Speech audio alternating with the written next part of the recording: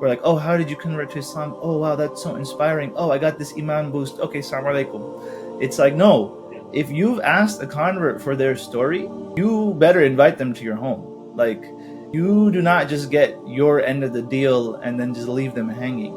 You better be ready to make a connection before you do that, because that is unfortunately, what happens time and time again. So that's the first thing, is that there's a huge responsibility on the Muslims who are born Muslim or who are already Muslim, the existing Muslim community, huge responsibility to welcome these converts, because a lot of them are disowned by their family, a lot of them are neglected by their family, and even if they're not in the month of Ramadan, they don't have anyone that they're fasting with. You get the benefit of fasting, breaking your fast with your family, knowing people in the masjid that you've known for 20 years, 30 years, whereas these people, they don't have that.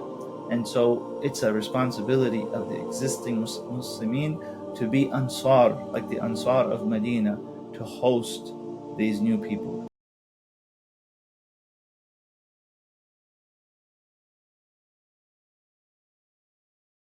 So the first solution isn't even advice for the convert, but it's advice for the Muslim community. The second one is regarding your family as a convert. I've seen so many converts. They have challenges in their family because of their conversion. And even if they don't have necessarily conflict, it's just that they're missing the Muslim family life, right? Because they don't have any Muslim family. So that just makes everything more difficult, right? When you pray, you're praying by yourself. When you fast, you're fasting by yourself. Everything you're doing on your own. So in that case, what I would say is to make sure you connect with the masjid, even if you're anxious or stressed that, how are you going to meet all these people? What if they don't accept you? What if they're not welcoming to you?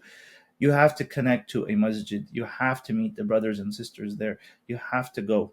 You have to go to the masjid, especially living in the West, especially living in a non-Muslim land. You have to go and connect with the masjid and make that your new Muslim family, inshallah. And then with regards to your own family, do not burn their bridges. So do not avoid them unnecessarily. Do not push them away unnecessarily.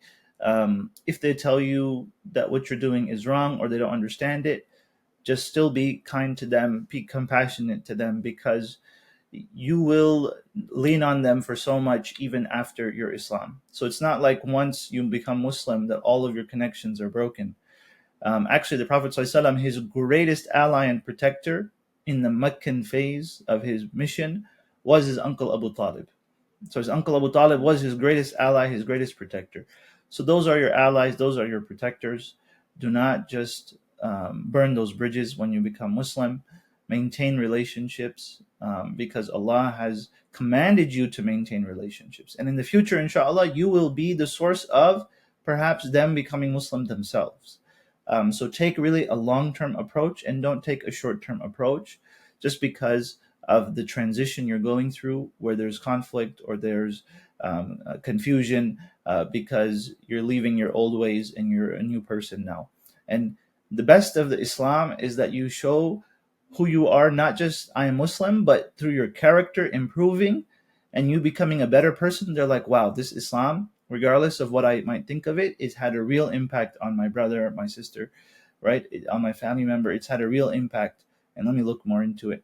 Just at the beginning of Ramadan, like I mentioned, the two sisters who converted, they were family members of another convert, right? So she had done da'wah to her own family, and her own family accepted Islam, subhanAllah. So this happens all the time. It's definitely possible. Don't burn your bridges. Maintain your family ties, as the Quran says. The Quran doesn't say only maintain ties with Muslim family, but maintain ties with all your family as much as you can, as much as possible, unless, of course, it's a matter of abuse or something like this.